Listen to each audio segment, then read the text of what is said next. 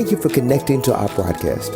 We pray that it connects, leads, and maybe introduces you to a growing and life-changing relationship with Jesus. Let's go into today's message. 4 areas that God uses to get us to his presence. They being, I think I can now, history, observation, learning, and how we learn to yield. Those are the 4 areas. I just want to give you that before. It's an open book test. I just want to give you that: history, observation, learning, and yielding. So I want to talk to you about that. And when we look at this, we look at who we're talking about today. So musicians, y'all can go take a water break for like 15 minutes, and then y'all can come back. So y'all go ahead, because if y'all stay there, then I won't make it. So Exodus, the first chapter. And when we look at this, and I have to explain this because there are many of you who do not know the story, and I don't want to insult you by giving you the ending when you don't know where it began. It's very important that you not judge people's now when you don't know their before. Sometimes we have a false sense of judgment on people based on where they are now, and you don't know what it took for them to get where they are now. We oftentimes judge people based on how they look, what they dress like, where they live, but you don't know how they used to share and bunk with somebody before they had their own house, and you don't know how they had to, before there was Uber, we just shared and we got in a passenger seat, and we used to put gas money in for somebody to pick me up because I didn't have my own car. So it's very careful that you understand someone's story before you judge their glory. We don't sometimes understand where people came from, and hence it's the case for Moses, as we know, as a deliverer of over many millions of people known as the Israelites. But his story did not start out so glamorous. When Moses got started, we find out that in the Exodus, the first chapter, we find out that Jacob, his children had gone over to this particular land, and while they were there, it says Joseph died, and all of his brothers, those people, Joseph had favor with Pharaoh. Joseph had favor, Joseph was able to go forward before his family, and he was able to establish something that his family was able to benefit from. You want to make sure that whatever you have is not just for you, but for generations after you. So Joseph was able to have something and build up something that his family was able to live off of. But Joseph died, and his brothers, and it says, and that generation. And it says, but even in the midst of that, the people who came over were fruitful and increased, and they continued to multiply, and the land was filled with people who had favor. The land was filled with people who had multiplied. And then it says in verse 8 in chapter 1, it says, but then there rose a king who did not know Joseph, did not know those people. And because of he did not know the story, this is why it's very careful that you don't judge people, because this king, this new leader rose up, and he didn't know what they had overcome. So he sees them multiplied, he sees them increasing, and he thinks their increasing is just about them walking around and increasing and being favored and whatever. But he didn't know that Joseph was strategically planted, that his planting caused it to bless his whole family. But so he didn't know the story. And it says when this new king rose up, he said he rose up and he said, lest there be too many of them, let us deal shrewdly with them. Shrewdly meant he caused them to be able to have to work harder than what they would normally have to work. So they were basically turned into slaves, and they were having to have difficult work that they were not used to. But it says, what was interesting in verse 12, even though this new leader rose up to cause their environment to be harder than they were used to, the scripture says, but the people, even though they were oppressed, they multiplied even more. That even though they were going through by the government, by the leadership of that time, God still blessed his people. I don't know what word that is for anybody in the room, that no matter who gets in position, God will still take care of his people. No matter who gets in office, no matter who gets in position, no matter who signs legislation, his blood is still on my life. His blood still covers me. And what God has designed, no man can take away from me. Can you give God praise that nobody has power over you? Even Jesus said, no one takes my life. I lay it down willingly. And when I get ready, I'll pick it back up. The same DNA that's in Jesus, it's the same DNA in you. Somebody put your hands on yourself and say, he's in me. He's in me. It doesn't matter if he's swooped. Doesn't matter if he's gray. Jesus is still on the throne, and he is not impeached, and he will never resign. Somebody give God glory for the King of Kings. So no matter how they were oppressed, they kept growing. They kept multiplying. No matter how difficult it was, stimulus packet or none, they still got bills paid. Assistance or none, they still got, God still made a way. I don't want to know, I want to test the room right now who you didn't get what you wanted to get, but he still made a way. Can we just test the room right now? It didn't come the way you wanted to come. You didn't even qualify for what you really needed, but he still made a way. He still opened doors for you. You look back and you still got, may not what you wanted, but you got everything you needed. So they oppressed the people, but they continued to be blessed. And it says that this king, this new leader, rose up and he told the midwives. Midwives were the people that were positioned to be able to help the women birth their children. If we were in this time, we would call them nurses, but they were midwives that would help them. They would help them with breathing and help them, tell them when to push. The leader told them, he said, hey, when the Hebrew women were the ones who were chosen. The Hebrew women were the ones that were of Joseph family. He says, when these Hebrew women, because they were Egyptians, so the Hebrews were visitors in a strange land. They were Hebrew people. They were God's people, but they were in a land that was not theirs. Reminds me of the song that said, this world is not my home. I'm just passing through. You have to learn how to wear this world lightly, because I'm not staying here. I come to change this world, but I didn't come to stay here. So they passed through the land. Egypt was not theirs, but the Hebrew people were there. And it says that they were, he said, when these women birth a son, you shall kill the sons, but the daughters you shall allow to live. Wanted to kill the sons because the sons were carriers of a seed that could produce life. I want to talk to many of you in the room right now. You have to be careful of throwing your seed on places that cannot produce. So they said that if anybody that produces and able to produce life, you want to kill them. But the women, they are the ones who incubate life. And if they don't have anything to incubate, and then they won't have anything to produce. You think that you think that the enemy is after your relationship. No, he's after your production. Doesn't want you to produce anything. Wants you to live but not produce. Wants you to exist but not produce. Wants you to just be nice on the ground but hateful outside the ground. Just wants you to live, exist, and shout and not produce. But Jesus said, I've come that you might have life, and life more abundantly. I don't even want to have church that just exists.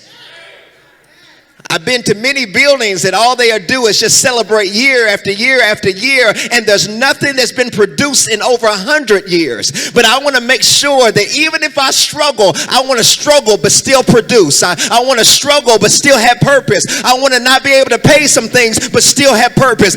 It might be hard, but I'm still producing. Is there anybody in the room who's saying that you're still producing?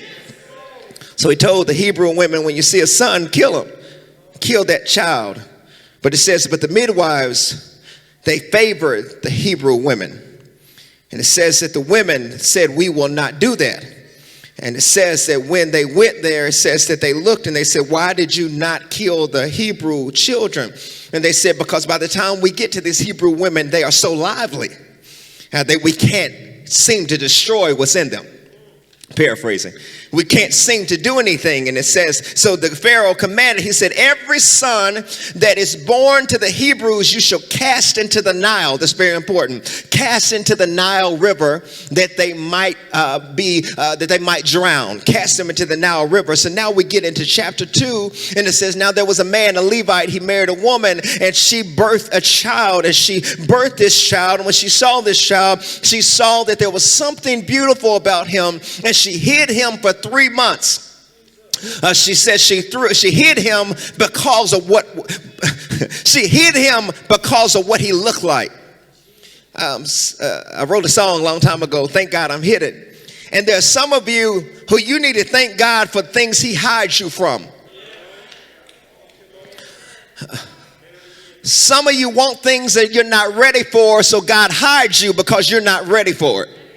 So you need to thank God for the times that you think you missed a job. You ain't missed a job. He was keeping you from it because it wasn't the check you needed. You needed to be in the right environment. So I'm trying to tell you something. All money's not good money. There's no amount of money you can pay me to stay in hell. I want to be where God wants me to be. I want to be where he would have for me to be. Can anybody just testify to say that what God has for you is for you? You ain't missing nothing. You want to be where God wants you to be. So she hid him because of what was on him. And it says that when she could no longer hide him, she got a basket. And I'm talking about this first point. Those of you that don't miss what I'm talking about his history. The thing that she all of a sudden she grabbed him and she put him in a particular thing that was able to hold him. She put him in some type of basket, and she put the child in. And what was interesting, she put him in the Nile River. Y'all missed that because I did too. Y'all remember that Pharaoh said every child that is born that is a son, put him in the Nile River so that he might drown. But how is it that the mother, when she birthed something and found purpose on him, she put him in a basket and put him in the Nile River? Y'all still missed it. The same spot that was designed to kill one saved the other. Y'all still missed it. I want to tell you, there are some of you who need to give God praise for the same spots you were in that somebody else was in, but you walked out and they didn't. There are some people who did not survive what you survived because they were not covered the way you were covered. Can you give God praise that you survived what other people did not survive? That's why you have to be careful judging people, because you might not be able to handle what I've handled. You might not be able to go through what I've gone through. You might not survive like I survived. The reason I survived is because I had a praying mother. The reason I survived is because I had somebody who covered me before they released me. Can we give God praise for the people who covered me so that I would not drown? That's my history. So she put him in the same thing that others drowned in. But she looked at that child and said, my child's going to make it. She said, other people might not make it, but my child's going to make it because there's purpose on him. There's a call on him. Can you just give God praise for a moment because there's a call on you? It's not that you wanted the call. It's not that you wanted the purpose. But every time you should be dead, he keeps snatching you out because of what's on you. I feel the anointing in the room. It is because of the Lord's mercies that I am not consumed. So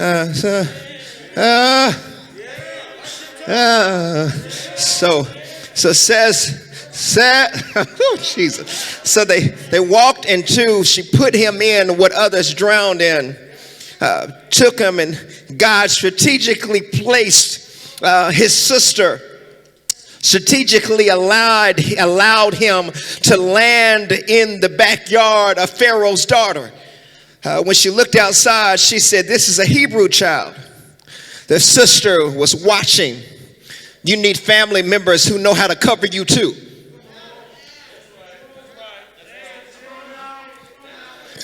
Say it again. You need family members who can pray for you too. You don't just need the church praying for you. You need your family covering you too. So the sister was watching. Wasn't in it, but she was watching and praying for him.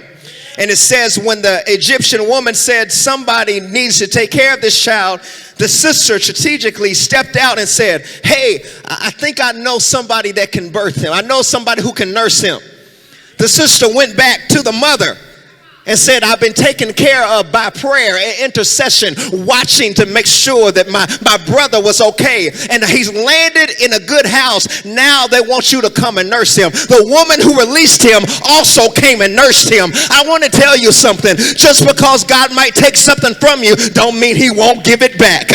Just same God. Oh, I feel Jesus. The Lord give it and the Lord take his away. Blessed be the name of the Lord. So I'm just preaching the word. So she nursed her child. She nursed him until he got older. And it says, and when he got older, the daughter of Pharaoh gave him a name, and his name was Moses, because she said, I drew him out of the water. Now, one thing I almost missed is, so you mean to tell me that all this time, all these things were happening to him, and he had no name? A child had purpose, but no name. A child was placed inside the Nile River, but no name. A child strategically was landed in a purpose spot, but no name. But when the mother started to nurse him, it says, and when he got older, maybe to understand, it says that where he was headed named him and said Moses, because when I look back over your history, everything you've been drawn from keeps positioning you. Everything you keep surviving means you keep being drawn out of it. You go into it, but he pulls you out of it. You walk into it, but he pulls you out of it. Everything in your life says drawn out. So it says that he grew up, and it says that later on when he grew up, he walked outside. I don't know how old he was. He walked outside, and it says that he saw some Egyptians beating his people, because he was a Hebrew raised in an Egyptian household. He was not one of them, but he was raised like one of them. Sometimes you need to learn how to walk like other people and not be other people. Sometimes you need to learn how to behave like your environment, but not be your environment. Sometimes you need to learn how to pick up the phone and change your voice just to be what you need to be, but not be what they want you to be. So he was raised in a system, but he did not become the system. Raised in an environment, but he did not become the environment. I don't know who I'm talking to right now. He was raised in an environment, but he did not become the part of the environment that he was raised in. When he saw his people being punished, he said he looked to see who was going to do anything about it. And it says, and all of a sudden he took matters into his own hands, and all of a sudden he struck down the Egyptian and hid him in the sand. The next day he looked and he saw two of his people fighting against each other. He says, now we don't fight against each other. We don't shoot each other. The world is already against us. So we don't kill each other. Oh, we don't talk about each other. Oh no. Because the world talks about us, so we surely don't do it to our own selves. We don't put each other down. We want what's best for each other. We are God's people. We don't tear each other down like that. At least I thought that's not what we do. We don't come to church to critique each other and to look down each other and to judge each other and to take screenshots of each other and to make each other feel bad because of what they're not. Oh no. We're better than that. We don't wound our own. So he went out, saw that they were wounding each other. He said, now Egyptians, they can do that, but we don't do it to ourselves. That's not what we do. So he did that, and all of a sudden he was getting ready. He was talking to them, and they responded. And they said, oh, so you're going to kill us too? like you did the Egyptians. And then he knew that other people knew what he had done because he allowed his anger to get the best of him. He says, and later on, he wound up having to leave and escape the place he was raised in. He had to leave it because Pharaoh found out about it and was going to kill him. So now Moses is on the run. When he gets on the run, this is his history. He gets on the run. He says, and all of a sudden he gets to a place where there was a well. I was talking about a well last week. He gets to a well, and it says that there was some daughters that came to get some water, and then some people, some shepherds were coming to fight them. And Moses fought them off so that they could get what they needed. They went back to their dad, Ruel, later on called Jethro. Those of you who read the Bible, you know these names. And Ruel, he went back, and they said, how'd you get back so fast? There was a man named Moses that was there who protected us. They said, well, why don't you invite this man Moses and bring him onto the house? Brought the man to the house, and all of a sudden Jethro says, I see you, Ruel says you're without a wife. Let me give you a wife. He gave him a wife named Zipporah. I know some of y'all used to the have and have nots. This is called the Bible.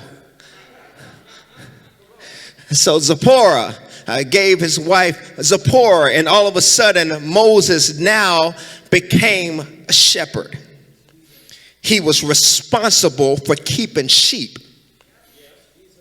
He went from being in the palace, went from being in riches, went from being into royalty and all these different things he had been exposed to now he's out there with sheep.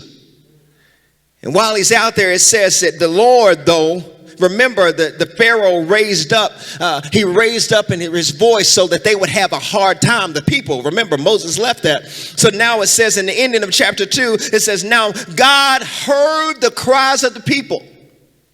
And God remembered his covenant that he made with Abraham, Isaac, and Jacob. God saw the people of Israel and he heard them. Can we give God a moment of opportunity of praise to say, thank you for hearing me? What that means is he will only allow you to be oppressed for so long. He will only allow you to go through for so long before he responds. So now we're in chapter 3. All of that was history. And there are many of y'all right now who your history, people don't know, they think they know your story, but they don't know your history. They don't know what got you to this point. They don't know how you got here. So they're quick to write you off without understanding from whence you came and what you survived and how you kept being drawn out. So here in chapter 3 and verse 1, it says, now Moses was keeping the flock of his father-in-law, Jethro. I feel Jesus. He was keeping the flock of his father-in-law Jethro, the priest, and he led his flock to the west side of the wilderness of Horeb. Scripture says that this word Horeb means the west side, and a more proper understanding of the word west side means it was the driest part. That he led them to a dry part looking for other places to eat, wanted to take care of the sheep. What was interesting is that here in this first, it's interesting, the first few years of Moses' life, he was with Pharaoh. That was 40 years. 40 years he was with Pharaoh. Now he's with Jethro, his father-in-law, and he's serving, and he's been in the wilderness for 40 years. I want to talk to everybody who think it's over for you because you're old. That might not be a lot of you. I'm not talking about your age. I'm talking about what you think you're too late for. You think it's too late for God to speak to you. Too late for him to use you because of your record. But I want to tell you, you're qualified right where you are. 40 years he was raised in the system, and then 40 years he was leading, and all of a sudden it says that while he was at the backside, verse 2 says, and an angel of the Lord appeared to him in a flame of fire out of the midst of the bush, and he looked, and behold, the bush was burning. So God was using his history. Then the next thing it says he uses observation, because Moses turned to look. I don't want you to miss it. Because some of y'all keep talking about your history, but you haven't turned back to see what your history was trying to show you.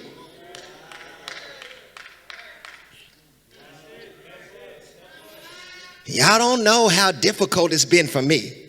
You don't know what it's like to be me. You don't understand how hard it's been for me. And you don't understand it either because you haven't even observed your own life.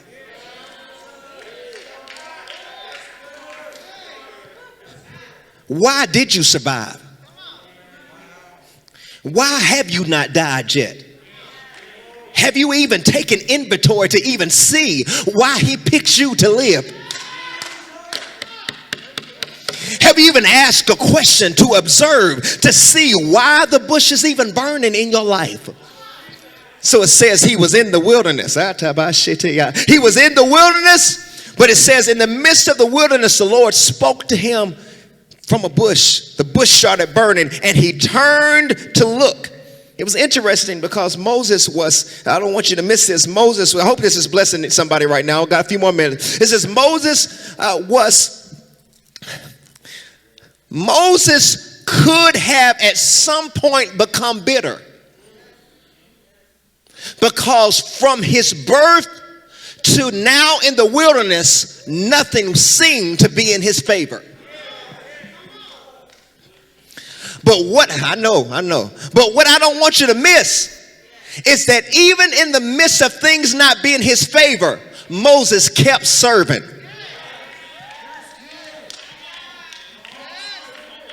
While Moses was in Pharaoh's court, he was trying to help his people, even if he helped them wrong, but he tried to help. Sometimes you can do the right thing, but at the wrong time. So he was trying. God, there was a deliverer in him, but it wasn't yet because he didn't know how to get his anger together just yet. So he did something too fast before God dealt with him. So God had to take him to the wilderness to get the anger out of him. So he got to the wilderness. And he could have pouted and said, ain't nothing ever been right for me. My life has always been difficult. But we find Moses serving his father-in-law and leading sheep. Perhaps God might not be speaking to you because you're not in spot. Perhaps he doesn't talk to you because you complain too much. Perhaps you haven't dealt or found your purpose yet because everything is always happening to you. Everything is always wrong for you. Nothing ever happens good to you. And you haven't seen God in the midst of what's been happening to you. So because you can't see God, he leaves you where you are pouting. But Moses was serving, leading sheep in the backside of the desert, meaning he was leading and not getting any acclimates or not getting any, he wasn't getting any likes. No one was sharing anything because he was in the desert. Desert means nobody even knew where he was, but he was serving. I want to talk to people in the room who you feel like you're overlooked and undervalued and no one cares about you, and you're serving and you're helping people, and maybe you're a caregiver, or maybe you're somebody who helps in the church, or you turn on the lights, or maybe you're like Dwayne and you clean the church when nobody else is around and you feel undervalued. I want to tell you the hidden parts are more important than the parts that you see up here on stage, because if your intestines stop working, if your kidneys fail, you will understand how important it is. If you have a heart attack for some reason, and if you have a brain aneurysm, you will understand that it's the parts that you don't see that you need to celebrate. So he was in the desert, but serving. And God spoke to him out of his observation. Now some historians say that the Israelites, the bush meant that the Israelites were oppressed by the Egyptians, but they were still thriving. Some say that it represented the church, that even though the church is under persecution, we keep surviving. Some say that it was theophany, that God was showing himself in the midst of the bush. I don't know which one it is. I just thank God sometimes that he shows up. Sometimes it don't even have to be deep. Sometimes I don't even have to understand it. I just thank God that he shows up whenever he does. Can we give God praise just showing up? I don't know nothing about Jehovah Jireh, Jehovah Meskadish, Jehovah Shammah. What I know is you are God, and I thank you for showing up. So I'm almost through. I've got about 5 more minutes and I'm through, I think. So it says that he turned to observe. But then it says that the Lord started to speak to him from the bush. He spoke some words. So he turned to, so he was walking. He turned to observe. But then all of a sudden he started to go in, which is to mean he went from observing to wanting to learn. So some of you are good at talking about your history. You've got to the point that you've observed some of the things you've gone through. But I'm sorry to tell you, some of you still haven't learned from it. So you keep repeating what you've observed and keep repeating your history because your history is trying to show you something, but you won't learn from it.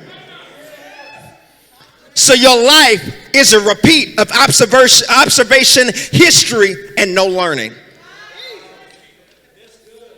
So you keep repeating relationships and keep repeating. You keep blaming the church and it ain't the church. It's that you've never learned. The pastor was preaching about me. No. Learn. What have you observed? Have you realized that the common denominator is always you? You've been at every single spot. You've been in every single group. In every group you get in, everybody wants to be away from you, but you keep saying it's them.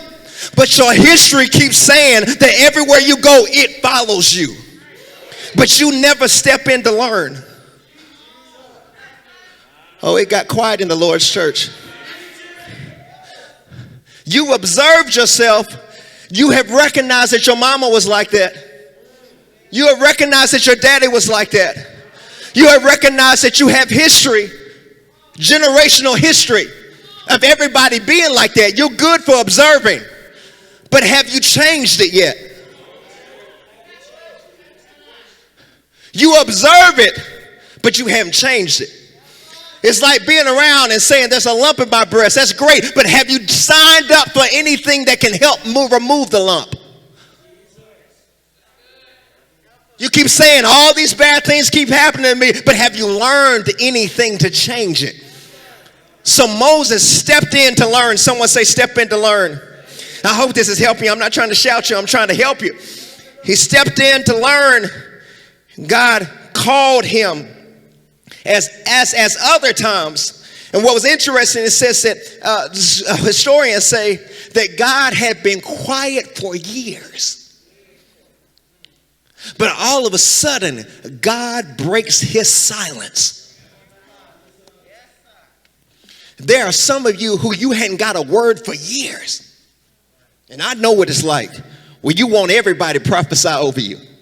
You don't have to tell, it's just my story. Maybe it ain't y'all's. You want somebody. Have you ever been in a service, for those of you who've been in that type of services, and everybody's getting laid out, everybody's getting a word, you like,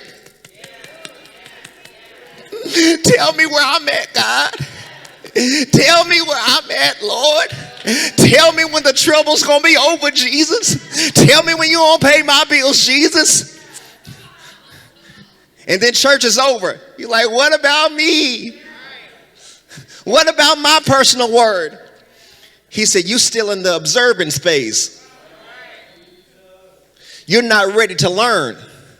You want a word that's going to keep you where you are. I'm trying to give you a word that's going to draw you closer.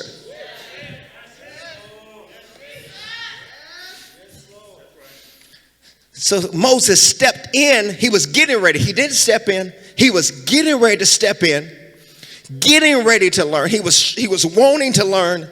But before he stepped in, God said, whoa. I'm through. I'm almost finished. I don't know. I said 15 minutes. They went to White Castle. I don't know where they went. He says, they tried to step forward. He said, before you step forward, he said, take off your shoes.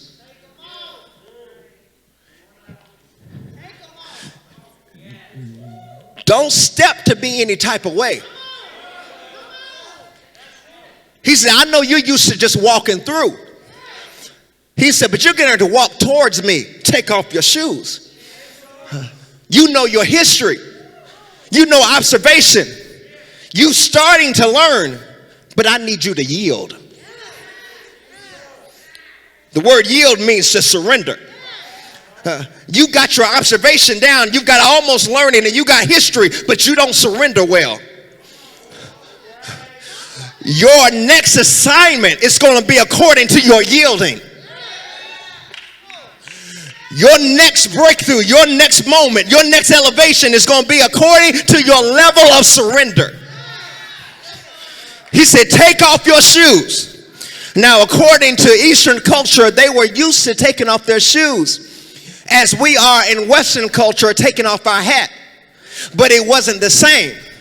We used to take off our hat. Y'all don't do it anymore, but we used to in the church. We used to take off our hat, at least men did, when it came to respect, but we don't do it no more. But we used to take off our hat in a term of reverence. Have you ever seen somebody get ready to pray and all of a sudden the men will take off their hat?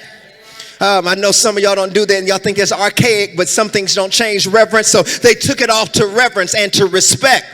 But in the Eastern culture, it wasn't to turn off to respect. It was to take off your shoes because of your defilement. To take off your shoes meant there's too much of you.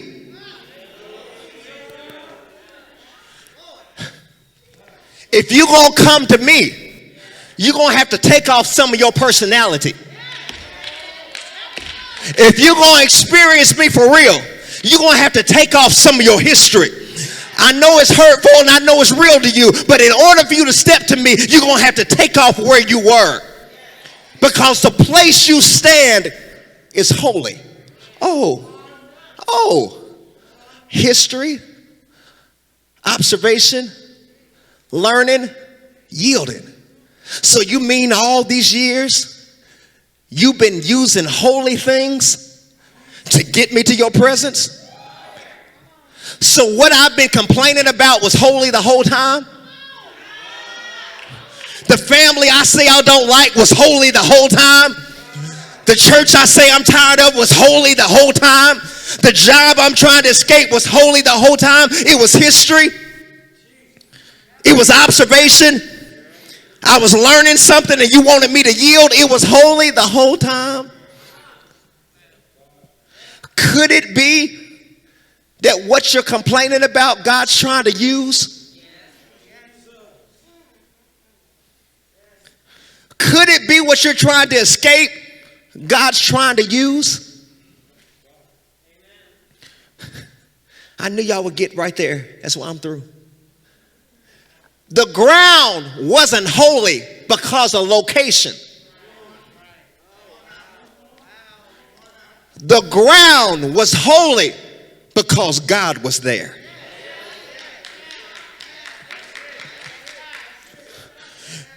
It doesn't matter if you're in a church, you're in a car, or you're in an apartment, or you're live streaming. Wherever God is, take off your shoes because he wants to do something on the ground you're at. Can I ask a question? How many of you that God not come to you in a church, but he came to you at the club?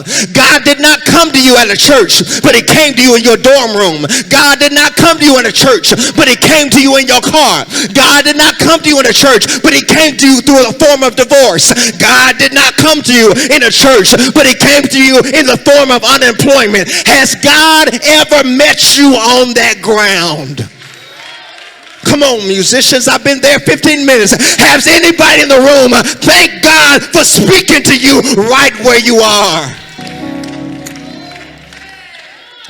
The ground was holy, not because of a steeple. The ground was holy, not because of ecclesiastical attire. The ground was holy because God was there. And I want everybody in the room right now, everybody who's live streaming right now, who you think God has forgotten about you. Oh no. He's been using things, your history. He's been using what you've been observing. He's been using what you've been learning. He's trying to get you to yield so that he can shift you to your next moment. Moses was 80 years old. How long will it take you to yield?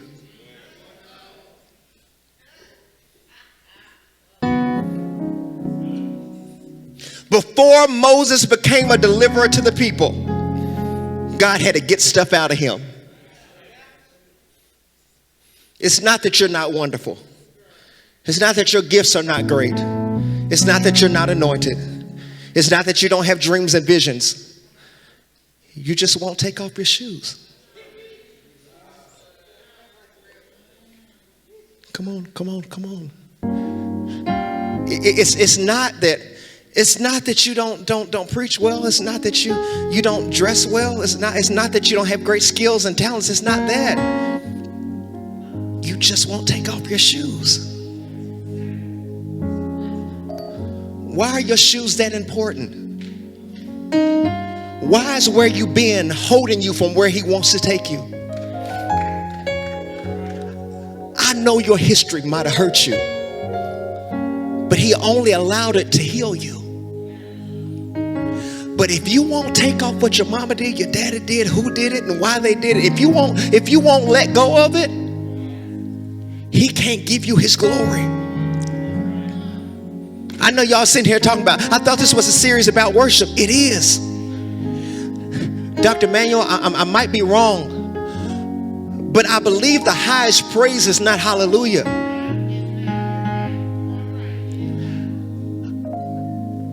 The highest form of praise you could ever give is to take off your shoes. It's not to, you can buck and never take off your shoes. You can lay hands on people and not be helping them. You're transferring demons and transferring issues and transferring things that you don't need to touch people with until you take off your shoes.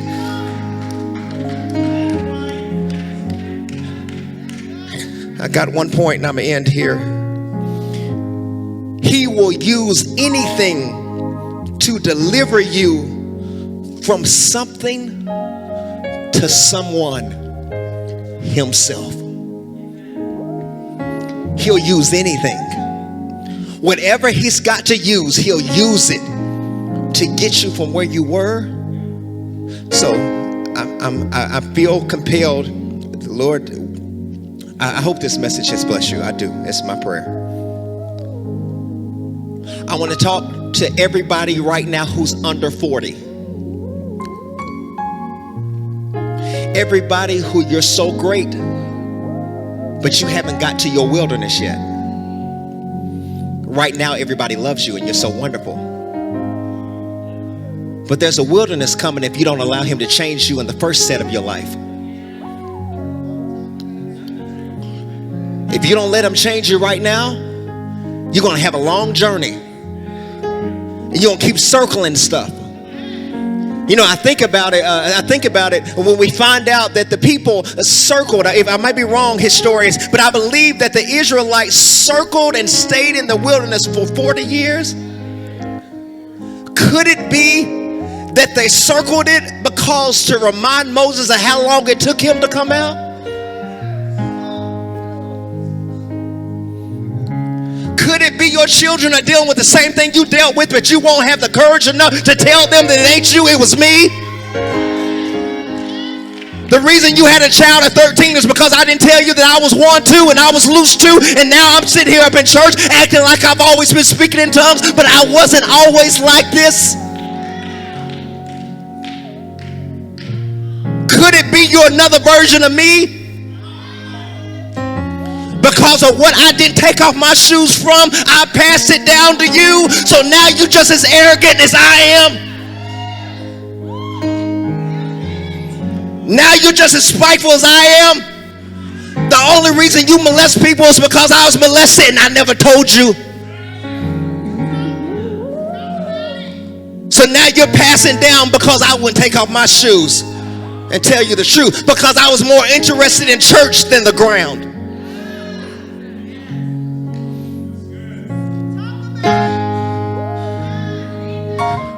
But this altar call, I want to do an altar call for everybody who's ready to take off your shoes. Whatever that means to you. I'm tired of trying to step in what's holy with all my mess. I'm saying, Lord, I'm coming to you, but I'm coming to you yielded. I'm saying, Lord, I don't want to stay like this. I'm ready to change. So if there's anybody in the room right now who is ready to take off your shoes, you can stand, you can come to the altar, whatever you want to do. For the next few moments, I'm creating an atmosphere for you to step into his presence. Now, I want to give you a caution. When you take off your shoes, when you step in his presence, you will never be the same. After Moses took off his shoes, God then unveiled his plan and told him, now that you've taken off yourself, I'm sending you back to the same place you ran from. Moses said, I can't go back. He said, the person who was after you has died. He said, but I'm afraid I haven't. He said, the fact that you took off your shoes tells me that you've let go of that. Moses said, when I go back, who do I say sent me? He said, I am. He said, what do I say your last name is? That I am. Whenever you doubt yourself again, I'm going to be there. When you run back into your past, I'm going to be there. When you run back into people who knew you for who you were, I'm going to be there. Don't worry about what you need to say. Just remember this moment that you took your shoes off. This spot is holy. I'm going to ask one more time. If there's anybody in the room, are you ready to take off your shoes? I'm not talking about your Jordans.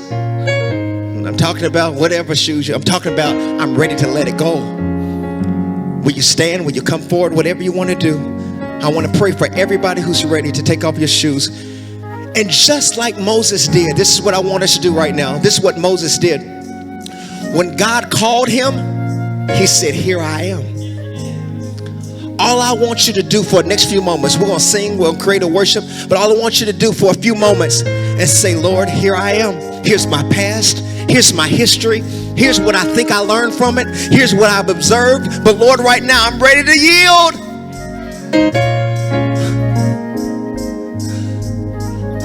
I'm ready to let it go. I can remember the day it hurt, but I'm saying, Lord, if you want to heal it, heal it. If you want to take it, here it is. I'm tired of holding on to it. If you want to use anything, Lord, you can use me. Here I am. Come on, everybody, lift your hands and have your own moment. I'm saying my words, but whatever words you got for them, say it's been broken, but heal it.